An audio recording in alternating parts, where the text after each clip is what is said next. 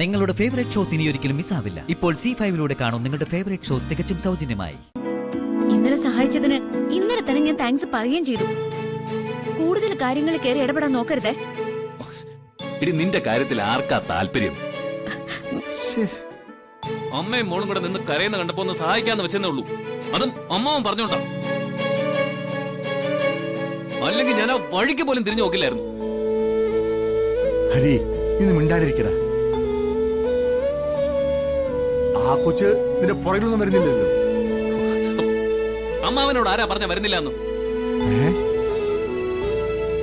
ഒന്നാം മാരേജ് ബ്യൂറോയിൽ കാത്തിരുന്നത് മുതല് നല്ലത് പറഞ്ഞും ചീത്ത പറഞ്ഞും ഇവളെന്റെ പുറകെ തന്നെ ഉണ്ട്.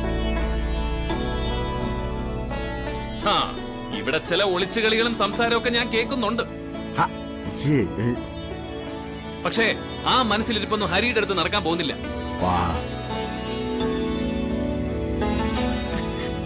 അങ്കിൾ, ഓ എന്താ മോളെ? വീട്ടില് വലിയ കണ്ണാടി ഉണ്ടോ? ഉണ്ടല്ലോ.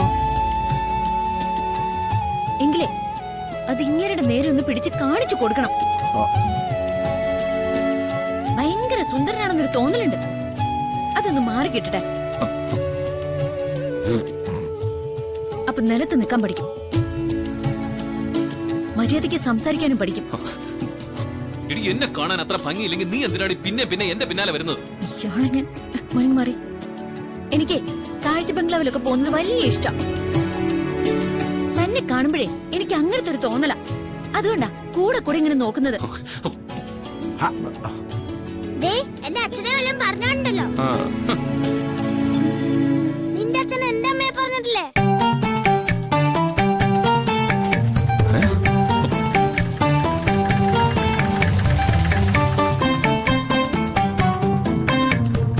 അതുമോ വന്നേ, നമ്മളൊരു നല്ല കാര്യത്തിന് പോവാം.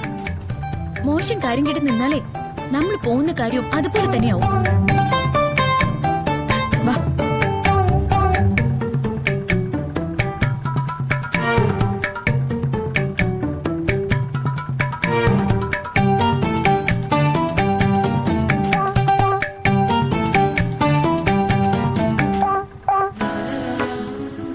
എന്താ ഇത്ര വൈകിയ?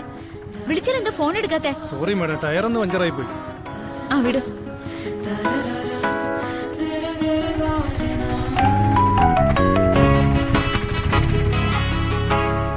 നല്ലൊരു അവസരം വേസ്റ്റാക്കി. എന്ത്? അമ്മാവൻ നോക്കിക്കോ, മിക്കവാറും ഈ വീടിനകത്തൊരു കൊലപാതകം നടക്കും. ഞാൻ അവളെ അങ്ങ് കൊല്ലും. നിനക്ക് വേറെ പണിയൊന്നുമില്ലേടാ? ഒന്നാമത് നിന്റെ മനസ്സില് വലിയൊരു അബദ്ധം കിടക്കുന്നുണ്ട്. അന്ന് മാരേജ് ബ്യൂറോയില് പത്മ ടീച്ചർ നിന്നെ കാണാൻ വന്നൊന്നും അല്ല. പിന്നെ അതെ, ജ്യോതി മോളുടെ കല്യാണക്കാര്യം ചോദിക്കാൻ വേണ്ടിട്ടാ ടീച്ചർ അവിടെ എത്തിയത്. നീ കാര്യം മനസ്സിലാക്കാതെ ആ ടീച്ചറോട് എന്തൊക്കെയോ സംസാരിച്ചു. എന്നിട്ട് അമ്മാവൻ എന്താ എന്നോട് ഇത് നേരത്തെ പറയാതിരുന്നത്?